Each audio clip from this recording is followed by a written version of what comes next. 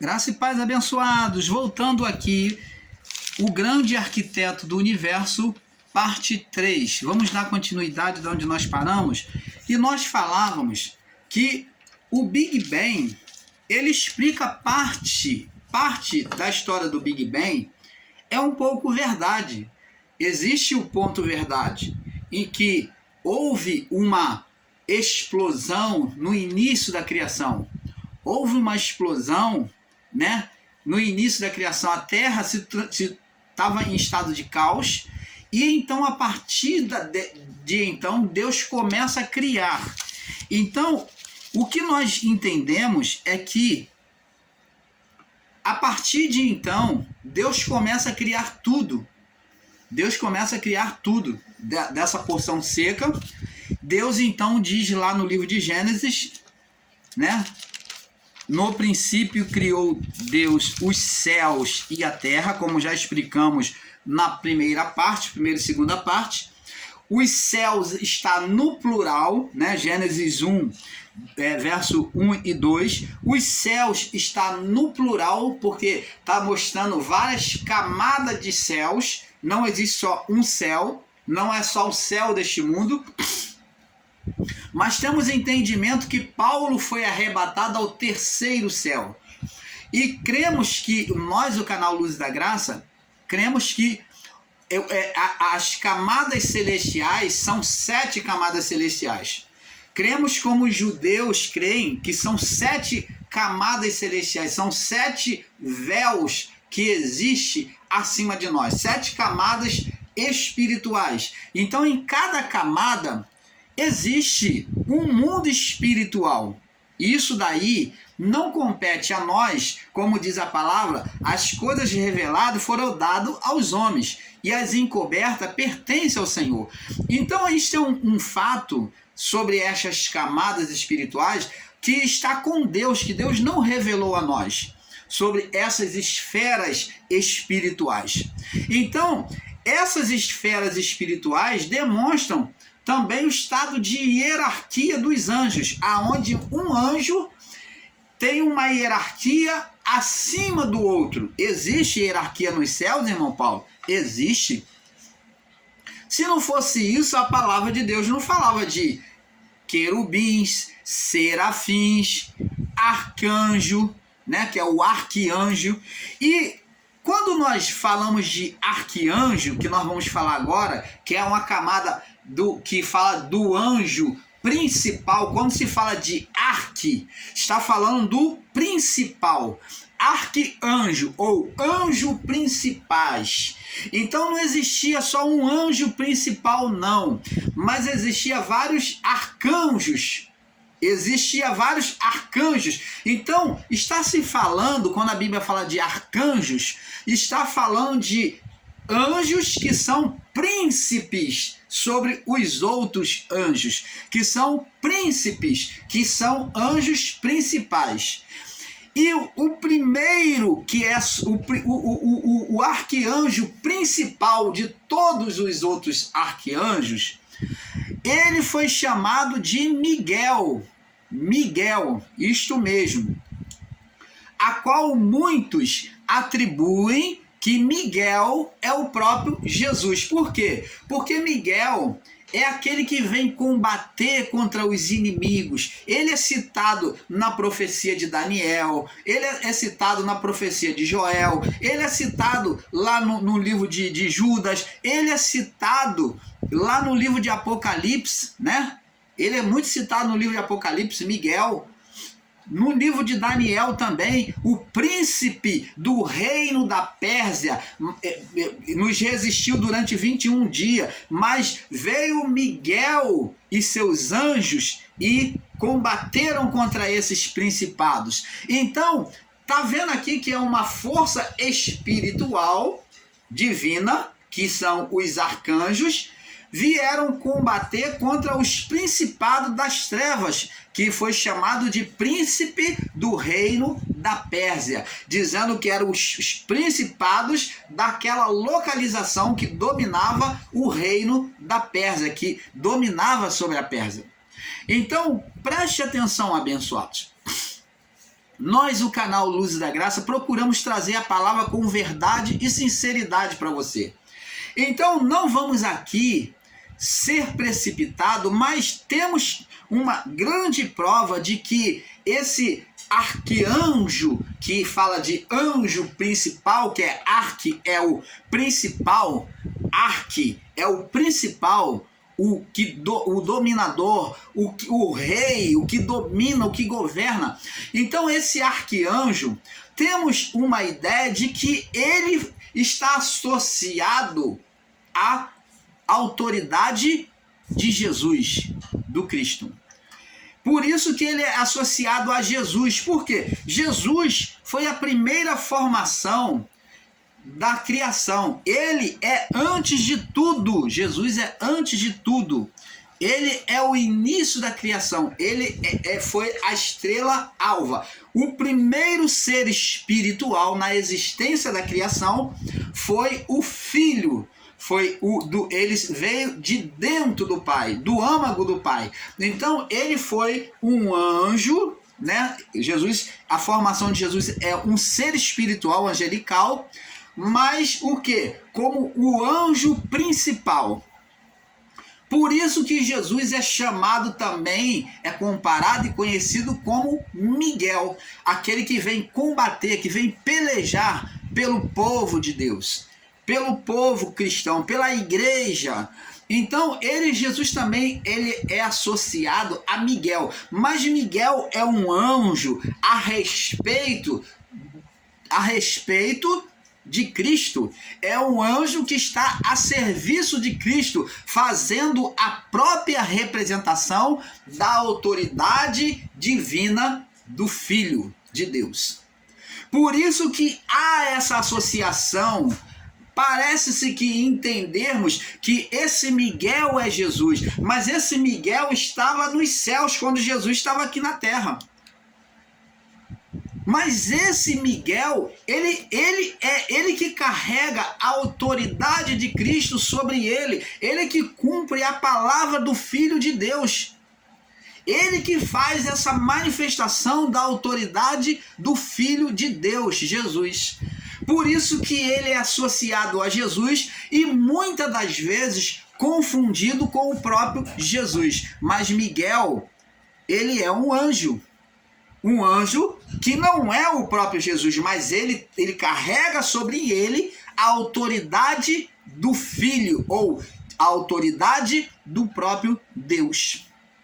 Por isso que ele vem ser o arcanjo, ou o anjo principal, associando a autoridade de Cristo. Vamos entender isso. Irmão Paulo, agora você deu um nó na minha cabeça. Vamos tirar esse nó. Vamos desmaranhar esse nó então. Preste atenção. Deus, quando aparece a Moisés, ele aparece a Moisés por meio da manifestação de um anjo. E ele aparece numa voz dizendo: eu sou o Deus dos seus pais, Moisés. Eu sou o Deus de Abraão, de Isaque e de Jacó. Assim como fui com ele, eu serei com vocês. E Moisés fala assim: como que eu posso crer que o Senhor, como crerão que o Senhor te apareceu?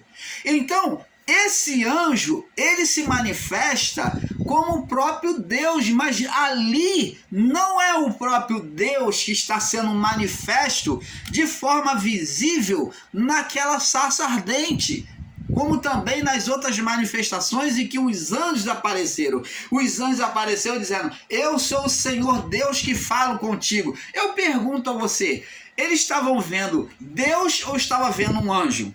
Se a palavra diz que ninguém jamais viu a Deus. Agora você vai entendendo. Opa, irmão Paulo, agora eu estou começando a entender por que Miguel é associado à figura de Jesus, como se fosse o próprio Jesus. Porque Miguel carrega a autoridade de Cristo, de Jesus. Ele se apresenta como na autoridade do próprio Filho de Deus, do próprio Deus. Então, assim como os outros anjos que era um arquianjo, somente um arquianjo é que poderia falar na voz do Senhor. Quando eles falavam, eu sou o Deus de Abraão, ali só quem podia falar que era o Deus que estava falando ali, era pela voz dos anjos principais. Não existia só um. O primeiro absoluto sobre todos esses anjos era quem? Era Jesus. E sobre a autoridade de Jesus, quem se manifestava? Miguel. Ele era a representação do próprio Jesus, do Cristo. Você está entendendo? Assim agora, lá no início da criação, os anjos apareciam e falavam, eu sou o Senhor teu Deus que falo contigo. Ora, será que realmente era Deus que estava ali se manifestando? Não. Pessoalmente, não. Porque ninguém jamais viu a Deus. E quando Moisés quis ver ao Senhor, o Senhor falou, Moisés, nenhum homem que me viu sobreviveu, Moisés, pode sobreviver, nenhum homem jamais pode me ver, mas eu vou passar descosta para diante de você, e você vai sentir a minha presença, mas mesmo assim, Moisés, se esconde atrás daquela pedra, ele apontou a pedra, se esconde atrás de uma pedra, que então eu vou poder me manifestar. E então a pedra que tem a representação de Cristo, o mediador, o intercessor, é que protegia um pouco daquela glória que tirava o estado de condenação de Moisés, para que ele pudesse sentir e perceber, sentir a glória, a luz de Deus sobre ele. Não diretamente aonde a pedra tirava a condenação, ela servia, só transmitia o reflexo.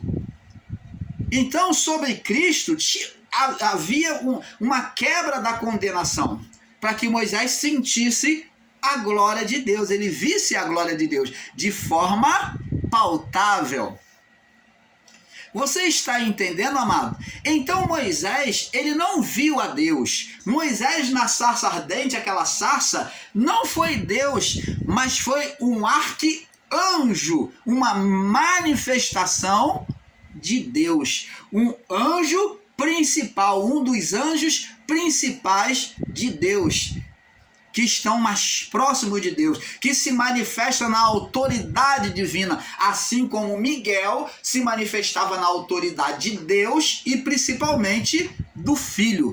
Por isso que é associado a Jesus. Vamos ver. Vamos entendendo este mistério. Os anjos, eles se manifestavam na autoridade divina. Ele falava, eu sou o Senhor. Era o próprio Deus? Não. Mas eles falavam e vinham na autoridade de Deus. Você está entendendo, abençoados?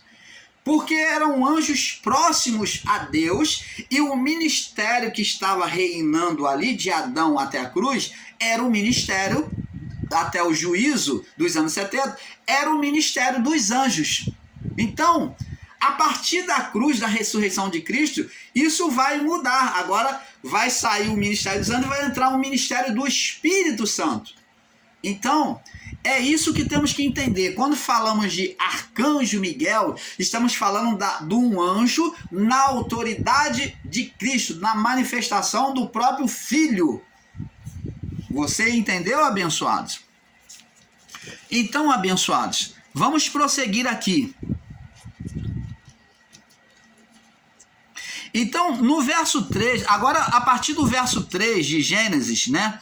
Disse Deus, haja luz, e houve luz, né? Então, a partir do verso 3, a partir do verso 3, vemos Deus trazer à existência a palavra do seu poder, o haja.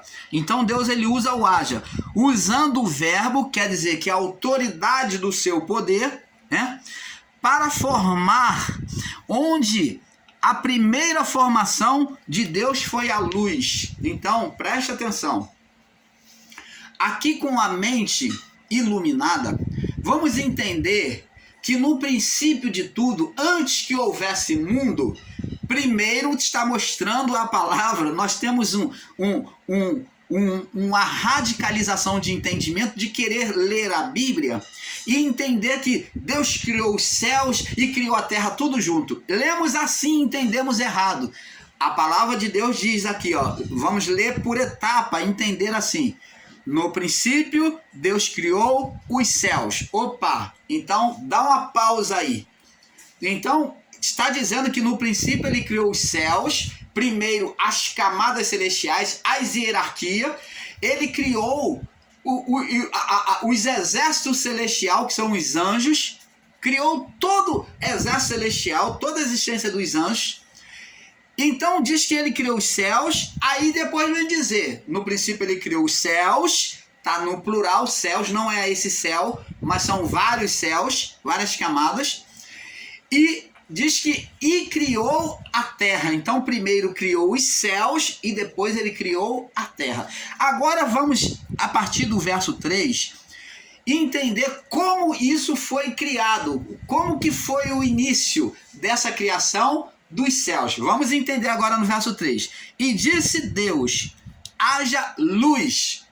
Deus falou então, quando ele estava criando os céus, antes de criar, formar tudo, já no início, a primeira coisa que ele fez foi dizer, haja luz. Opa! Ele chamou a existência, ele trouxe à existência o Filho, o primeiro arcanjo formado, a primeira luz, o primeiro luzeiro. Essa luz aqui não tem nada a ver com a luz solar.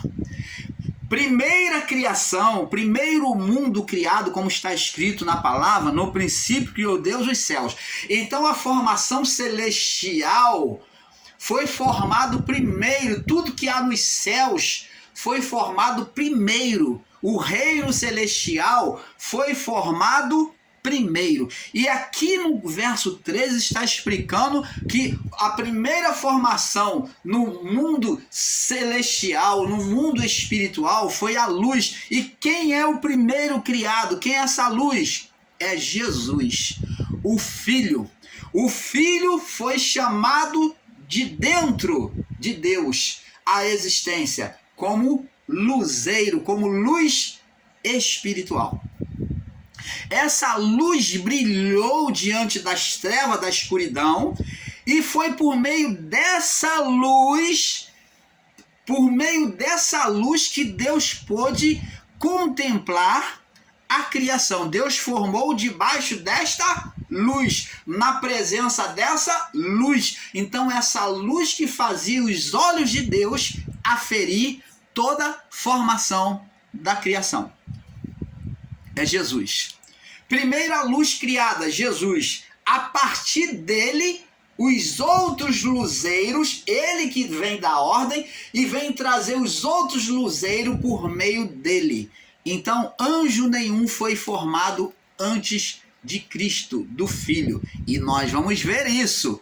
Nós vamos ver isso, a existência do Filho, bem antes. Vamos prosseguir. Então ele disse, haja luz, e houve luz. A luz veio sobre a criação, a participação na criação. O luzeiro veio participar da criação.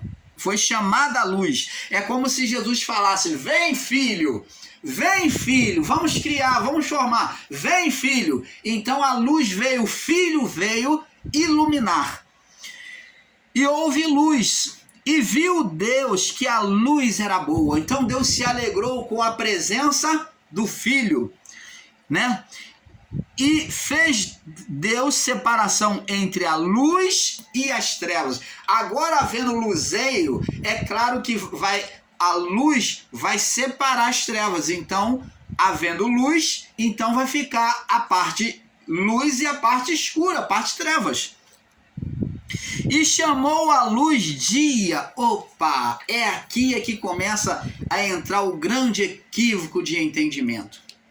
Esse dia abençoado, esse primeiro dia da criação, gostaria que você entendesse, não são dias do homem, não são dias humanos. Preste atenção, desde o primeiro dia até o sétimo dia. Opa, vamos entendendo isto. Desde o primeiro dia até o sétimo dia, são 7 dias de Deus contado, 7 dias de Deus. E não dias humanos. Apesar de nós, o canal Luzes da Graça, termos afirmado que a partir do 6º dia de que o Sol foi formado, e a Lua, as estrelas, é que foi começado a contar os dias cronos, mas isto, ainda assim, é um equívoco. Eu gostaria de corrigir a minha fala. Por quê? Porque esses 7 dias são contados como dia de Deus. Aqui é contado Deus contando os seus dias. É contado como os 7 dias, é contado como dias de Deus. E não a partir do 6º dia que é contado, mas desde o primeiro dia até o 7º é contado como dias de Deus. E a palavra de Deus diz que um dia para Deus, um dia humano, um dia para Deus, um dia humano para Deus é como 1000 anos. 1000 anos. Então, preste atenção. Os dias de Deus não são os dias dos homens. Como diz a palavra lá em Jeremias, dos meus pensamentos não são os vossos pensamentos, nem os meus caminhos, os vossos caminhos. Então, aqui, viu Deus que a luz era boa e fez separação entre a luz e as trevas. E chamou a luz dia, e as trevas chamou noite. E foi tarde e manhã o primeiro dia. Então, o primeiro dia de Deus, não Cronos. O primeiro dia, não Cronos. Não o dia Cronos, que é contado pelo ponteiro do relógio, tempo humano. Aqui são dias espirituais, dias de Deus. E aí então Deus vai criando. Então vamos prosseguir aqui no entendimento, para não sairmos do entendimento. Lá em João capítulo, vamos lá em João capítulo 8. João capítulo 8. João capítulo 8. João 8, no verso 12. Jesus fala assim, preste atenção. Falou-lhes, pois, Jesus outra vez dizendo, olha o que Jesus vem dizer. Jesus foi essa luz formada no início da criação, irmão Paulo? Foi, tá aqui, comprovando, Falou, pois, Jesus outra vez dizendo, eu sou a luz da criação. Opa, precisa explicar mais? Ele está dizendo, eu sou a luz do início da criação. Eu sou a luz do mundo. Eu sou a luz do mundo. Quem me segue não andará em trevas, mas terá a luz da vida. Então ele é uma luz que não só ilumina, mas ele é uma luz espiritual. Então ele aqui foi a formação da luz que iluminou a criação no mundo espiritual, porque o mundo, no início da criação, essa luz foi posta no mundo espiritual. Ela foi chamada à existência no mundo espiritual, na região celestial. Ela foi chamada por Deus. Eu sou a luz do mundo. Quem me segue não andará em trevas, mas terá a luz da vida. Você está vendo aqui, abençoados? Agora vamos também ver em Mateus, confirmando em Mateus, testificando em Mateus, no capítulo 5, Mateus capítulo 5, essas referências apenas para reforçar o seu entendimento, o seu entendimento. Mateus 5, 13 ao 16, diz assim, ele fala da mesma forma, diz assim, vós sois o sal da terra, se o sal for insípido, como há de salgar? Então, Jesus está mostrando o valor dos discípulos em temperar, em conservar as almas para a salvação. Então fala do sal, que é conservador, né? Que dá sabor à vida, que é conservador. Então, esse era o papel dos discípulos. Como há de salgar? E para nada mais presta, senão para ser lançado fora e pisado pelos homens. Agora no verso 14, observa. Vós sois a luz do mundo. Não se pode esconder uma cidade edificada sobre um monte. E nem se acende uma candeia e se coloca debaixo do alqueire, mas num velador e dá luz a todos os que estão na casa. Então vemos aqui que Jesus, quando ele disse que ele era a luz do mundo, nós lemos lá em João 8:12, agora ele vem dizer para os discípulos, reconhecendo neles, agora mostrando para eles a sua natureza divina, que neles havia luz e que essa luz foi apagada em Adão, mas que agora por ele, que era a luz principal, como o sol ilumina, né, a lua, a terra, então eles recebia luz. Assim também Jesus estava transmitindo luz para eles. Luz o quê? Espiritual. Porque a luz espiritual ela é muito mais do que essa luz natural que se apaga. Essa luz espiritual, ela está sempre em nós. Então aquele que recebe a palavra agora de Cristo, Jesus vem botar os discípulos agora como luz do mundo, falando de luz espiritual. Agora eu pergunto a você, as trevas, quem gerou o mal? Quem gerou o ser espiritual Satanás? Foi Deus que botou na criação, colocou uma Lilith, colocou o anjo caído, como dizem, colocou lá um ser escondido lá, ou colocou uma natureza física com defeito, ou foi Adão que apagou-se nele essa luz que ele era, como ele veio, procedeu de um anjo querubim, né? Vamos ver aqui, Ezequiel, vamos lá para o livro de Ezequiel, só para comprovar para você. Ezequiel,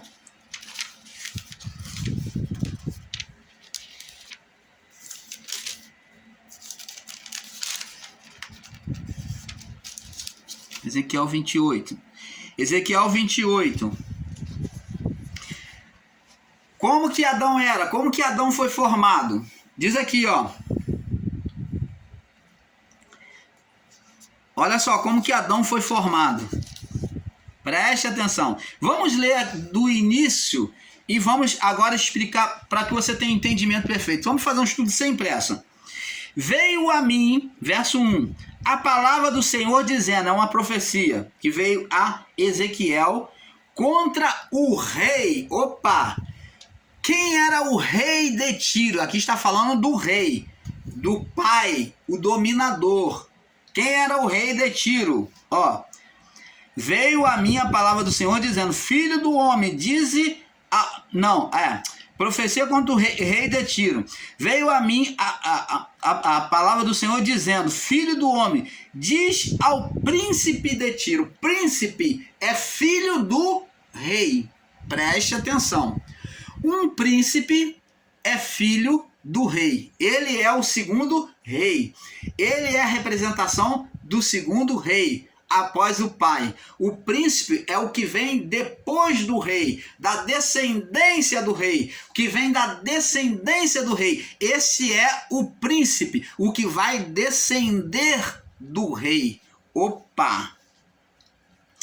Então diz assim, assim diz o Senhor Deus, portanto o teu coração se elevou e disseste, eu sou Deus, e sobre a cadeira de Deus me assento no meio dos mares, e não passas de homem, e não és Deus, e ainda estima no teu coração como se fora o próprio Deus. Presta atenção, nós já costumamos ensinar errado, tanto o irmão Paulo, como muitos aí no sistema religioso e até em graça, ensinando errado, dizendo que o Adão é que estimou no coração ser igual a Deus. Preste atenção.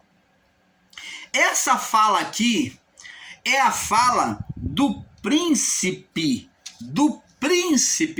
Como ensinamos agora, o príncipe é o que vem depois do rei. Preste atenção, essa profecia primeiro está sendo dirigido ao príncipe e não ao rei. Aqui o título está falando que vai falar para o príncipe e para o rei. Mas primeiro está sendo dirigido ao príncipe, o que vem depois do rei. E esse príncipe aqui é o ser espiritual que Adão gerou, que ele vem querer se estabelecer agora um reino para ele, como se fosse o próprio Deus. Por isso que é chamado o reino, o período de Adão até a ressurreição de Cristo, é chamado de período das trevas, aonde reinava o príncipe das trevas, o ser espiritual Satanás. Ele foi chamado de príncipe das trevas, e aqui a palavra está sendo destinada ao príncipe, que ele dizia assim no seu coração: diz ao príncipe de Tiro, verso 2, assim diz o Senhor Deus, está falando para o ser espiritual, porque no teu coração se elevou-se e disseste, eu sou Deus. Esse é o ser Satanás, pensando que iria dominar por toda a vida a criação. Eu sou Deus, e sobre a cadeira de Deus, a autoridade de Deus, a cadeira de Deus, quem passou essa cadeira? Quem passou essa autoridade para o ser espiritual Satanás? Diz a palavra lá no livro de Lucas, capítulo 4, no verso 5 a 8, que Adão entregou a Satanás o reinado sobre as coisas físicas, sobre a mente humana. Então, aqui está dizendo, e porquanto disseste no teu coração, disseste, eu sou Deus, e sobre a cadeira de Deus, sobre a autoridade de rei, né, da cadeira de Deus, de autoridade de Deus, me assento no meio dos mares, e não passas de homem, não és Deus, ainda te estima no teu coração, como se fora o próprio Deus. Então ele foi gerado de uma natureza humana do homem. Ele não passa, para Deus ele não passa de homem, porque ele não passa de uma criatura que foi gerado de um homem. Um ser que foi gerado de um homem. Por isso que diz, não passas de um homem. E te estima no coração como se for o próprio Deus. Aí diz aqui, diz que ele tem sabedoria. Eis que és mais sábio do que Daniel. Por quê? Porque é o Espírito que outrora foi a glória de Deus. Foi o poder de Deus sobre Adão. Então ele é revestido de sabedoria. Porque és mais sábio do que Daniel. Né? Foi comparado acima da sabedoria de Daniel, a sabedoria desse ser espiritual. E não há segredo algum que se possa esconder de ti. Pela tua sabedoria e pelo teu entendimento, alcançaste para ti, pela